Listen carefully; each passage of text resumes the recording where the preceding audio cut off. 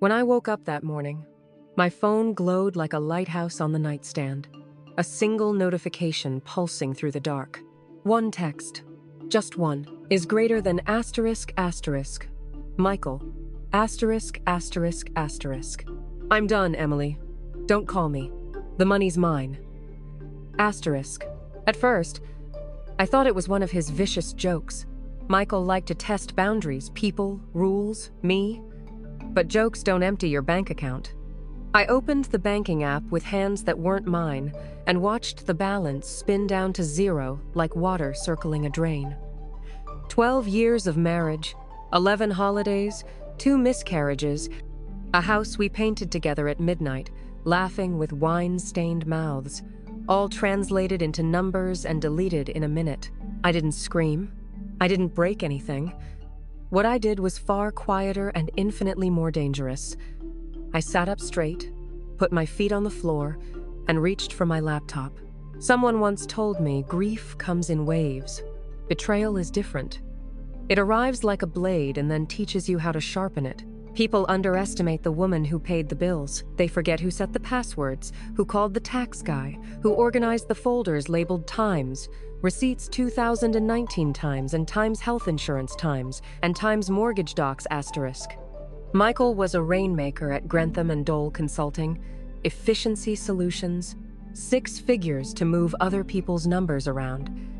But at home, he was careless. He saved everything in places he thought I would never look because he assumed I would never asterisk asterisk need asterisk asterisk too. I needed to. By noon, I had traced the withdrawal. He hadn't bothered with VPNs or burner phones. He used our home IP for the initial transfer, then masked subsequent wires behind a shell account. The endpoint screamed at me in a name I recognized, not from family or friends, but from a handshake at his company's Christmas party. Asterisk asterisk Clara Holt. Asterisk asterisk brown hair. White dress too tight for December. A smile that held just a fraction too long, like a key in a lock that didn't belong to her. I made coffee I didn't drink, opened his cloud backups, and slid into the bloodstream of his life. Emails, Slack threads, a folder called Times G&D Strategy Decks Q4 asterisk, subfolders called Times, Personal Times, and, insultingly, asterisk. Nothing to see here, asterisk. His humor was juvenile and his security was worse. He believed in his own cleverness, the way children believe in invincibility. By midnight, I had a skeleton of what I would later call Times the file asterisk. Invoices billed twice, vendors that didn't exist, rounding errors that always rounded the same direction. A payment pipeline feeding a shell company with a logo made from a free vector pack. In half a dozen places, Clara's name flickered like a watermark. In 2, her offshore trust shone in full neon. He called on the second day, not to apologize but to gloat. I let it ring twice, set the phone on speaker, and stared at the cold light of the laptop while his voice filled the room we had picked together, because the morning light fell kind on the walls. "Don't make this ugly, Em," he said cheerfully. "You'll be fine. Sell the house. Get a smaller car. I'm liberating us both." "Liberating," I said. "Is that what you call theft?" "It's only theft if the courts say so." He chuckled. It was that sound that hardened something in me. "Besides, you hate conflict. You're not built for a fight.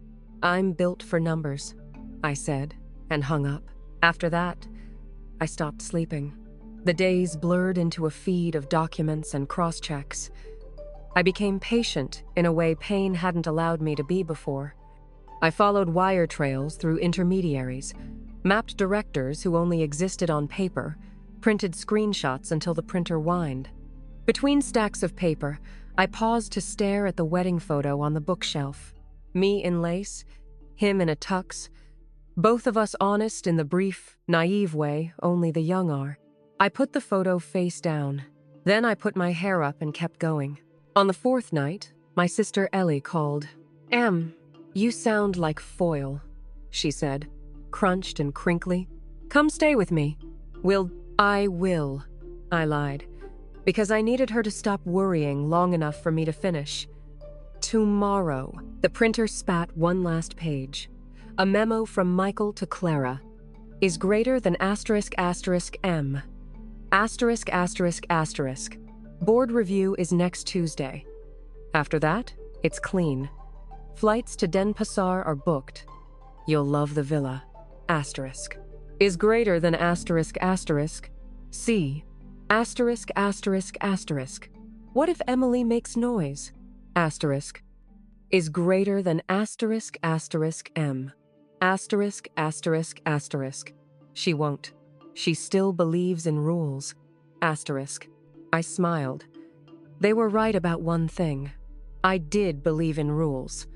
I was about to use them like a weapon. The trick with anonymous tips is quality. People think short, breathy emails with assertive accusations matter. They don't. What matters are exhibits, references, attachments with metadata intact, chains tied to chains until the weight of the evidence bends knees. I drafted the report like a brief. I cited case numbers where similar schemes had unraveled. I highlighted payouts that violated internal policy. I attached everything and CC'd no one. To the board of Grentham and Dole, I simply wrote, is greater than asterisk. You have a senior associate misrepresenting revenue and laundering kickbacks through 2 shells. He believes you won't check. Attached, 217 files. Consider starting with Jaguar Consulting Pty and the vendor codes that always end in 47. Asterisk. The second email wasn't to the board. It went to a woman whose name you only find if you know where to look. The in-house counsel whose LinkedIn indicated a soft spot for whistleblowers and a history of compliance audits. I scheduled both to send at 9:01 a.m. on a Monday, when executives were trapped in meetings and had to forward, had to share, had to react. At 9:17, the automatic reply came. Asterisk. Received. Asterisk. At 10:03, my phone lit. Asterisk. Account activity notice. Unusual logins detected. Asterisk. At 10:22, a text from Michael. Asterisk asterisk. What did you do? Asterisk asterisk. I didn't answer. I made breakfast for the first time in days. Toast, egg, coffee I could finally taste. The house felt less like a crime scene and more like mine. By noon, a third email arrived. This one, from a personal account with no signature, is greater than asterisk. We need to talk. Come alone. Asterisk. Is greater than asterisk. Address attached. Asterisk. Is greater than asterisk asterisk asterisk asterisk. Clara. The address was a co-working loft near the old train depot, a place where the ghosts of industry watched thin people drink thick coffee and pretend the world hadn't moved on without them. I told Ellie I was going for groceries. Then I wore flat shoes, no jewelry, the ring tucked into the drawer like a coin without a country. Clara was already there, tucked into a corner booth, hair pulled back, makeup precise.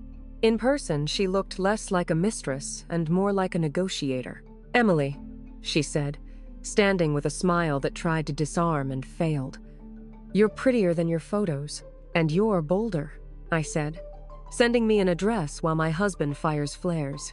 Clara gestured for me to sit. She slid a folder across the table. Inside, copies of things I already had, plus one thing I didn't photographs of. Michael signing a document beneath a sign that read, Times Sunleaf Trust and Holdings asterisk. The notary's stamp crooked, the timestamp late. I thought you should know, she said. Why? Her smile thinned. Because I thought I was the only one he was going to burn. I laughed, a short, rough sound. You put your name on the account he wired our life into.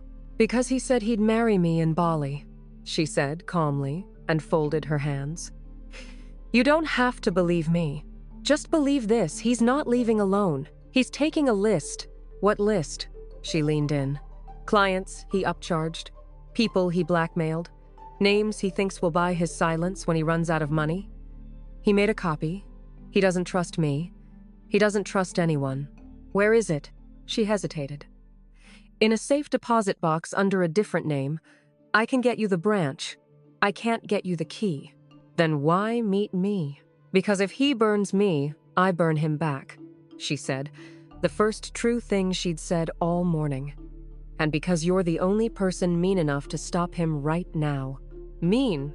I said, sitting back. I've seen your file, she said. That's not grief work. That's warfare. We stared at each other a long second. There is a sisterhood in ruin. You can pretend it isn't there, but if you look too long, you start to recognize your reflection in someone else's fall. Fine, I said, finally. Tell me the branch. She did. And Clara? I added, as I stood. If you're lying to me, I will spend the rest of my life professionally dismantling yours. Something like relief flickered through her irises. Good, she said. He only respects fear. Banks don't give access because you're angry. They give access because you speak the language of the vault. I spent the next 48 hours learning that language. I traced the alias Clara hinted at to a mailbox company Michael had used when he joined Grentham and Dole. He'd been careful then, not because of me, but because he hadn't figured out yet how easy it was to get away with petty evil when everyone assumes your time makes you honest. The safe deposit box lived at Delridge Mutual, a bank that smelled like old polish and older promises. I walked in on a Wednesday afternoon with a certificate of marriage, a notarized affidavit, and a posture that suggested I had more lawyers than friends. I'm afraid we can only... the manager began. I understand your policy, I said softly, sliding a paper across the desk. I also understand civil seizure when assets are tied to ongoing fraud investigations. If I leave now, I will do so with an injunction that will make your afternoon inconvenient. He swallowed. People like Michael assume rules protect them. People like this manager know rules can be sharpened into knives. He excused himself, returned, and with a sigh, led me to the vault. The box was heavier than it looked. Inside, cash like pressed leaves, a flash drive labeled Times, Essayable asterisk, and a notebook Michael's handwriting, dense and tight. Names, dates, numbers he did not want anyone to see. Some were clients, some were not. One was my sister Ellie's employer. Another was our city councilman. The last page had a scrawl that wasn't a name at all, just a phrase that made no sense to me. Asterisk, asterisk, Jaguar doesn't sleep. Asterisk, asterisk. I left with the drive and the book tucked into the lining of my tote and the cash left where it lay. The manager thanked me for my discretion. Outside, the sky was the flat gray of a judge's eyes. At home, I backed up the drive in 3 places and printed the notebook twice. Insurance doesn't feel romantic until you need it. I sent an anonymized copy of the list to the in-house counsel I'd written before, with one line, asterisk.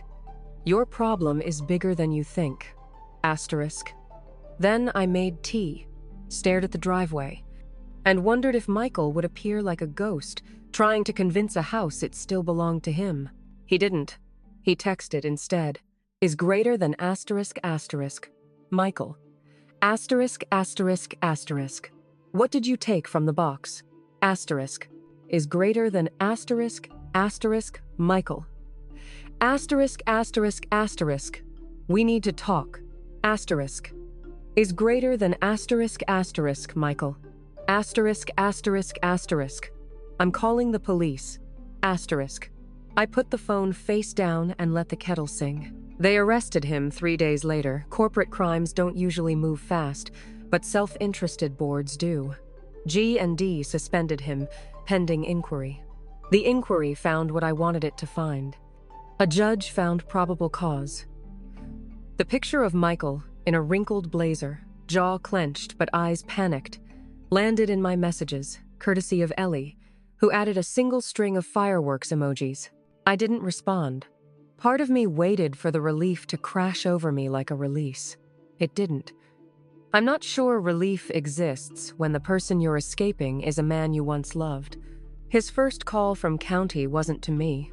It was to a lawyer with a glossy website and hollow eyes. The second was to me. "You think you won," he said, voice small in a large room. "I think I started," I said. "You took something that doesn't belong to you." "You mean my life?" "I mean the list," he snapped, control returning like blood to a limb. "You don't know what you're holding." "I know exactly what I'm holding," I said, and took satisfaction in the silence that followed. When he spoke again, the crisp edges were back. "This will get you hurt," he said. "Not by me." "By who?"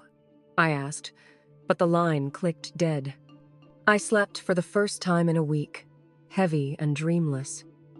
In the morning, I made a decision that tasted like metal, to make something out of what he meant to destroy. I called Ellie. I called 3 women I knew from a support group I had joined quietly in the year we lost the second baby. I filed articles of incorporation that afternoon. *** the Reclamation Fund. *** our mission statement was simple. Emergency grants for women blindsided by financial abuse. The seed money would come from court-ordered restitution and eventually donations. For now, it came from me.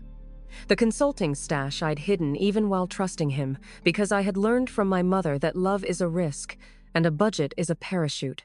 By Friday, a judge froze Michael's accessible accounts.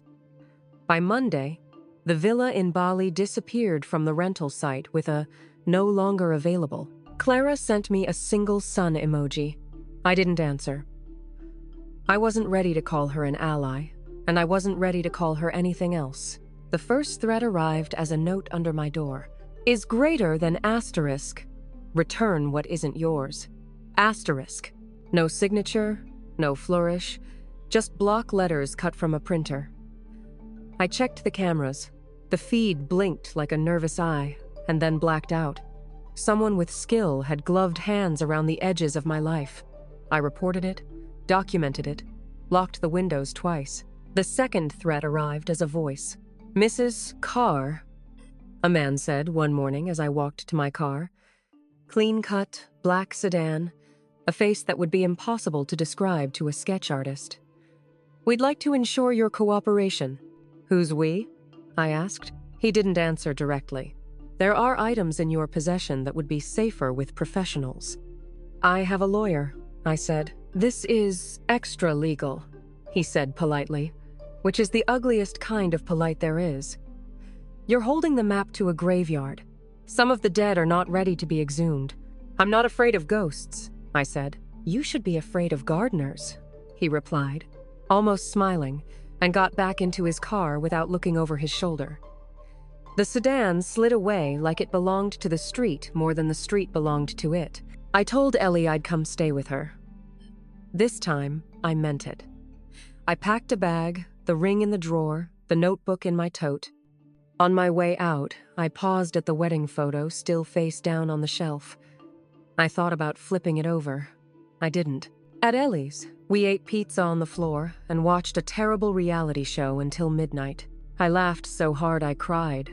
Then I just cried, and she let me, the way sisters do when there's nothing else to give. "Is it over?" she asked finally, brushing my hair back like I was a girl. "I don't know," I said. "I thought yes. Now I think it's bigger." "How big?" I thought of the notebook, the flash drive labeled Times Essable ***, the phrase ***, Jaguar doesn't sleep ***. "Predator big," I said. The arraignment was set for Tuesday. Michael arrived in a suit that didn't fit him anymore, a face that had learned humility badly. He scanned the room like a drowning man looks for a ladder. When his eyes found mine, something broke across his features, a calculation, a warning, and perhaps a plea. The judge read the charges. The prosecutor summarized with the hungry certainty of a man who could smell promotion, and the defense moved to dismiss with the bored precision of someone billing by the hour. The motion to dismiss failed. Bail was set with restrictions. Passports surrendered, travel limited. Michael glanced at the gallery again. "Emily," he said when we were briefly within 10 feet of each other in the hallway, his lawyer arguing with someone across the corridor. He said my name like it could still work on me, like a key. Listen, no, it's not just me. I know, I said. That's why you're here. You don't understand. They're not going to come after me. They're going to come after whatever you plan to do with what you have.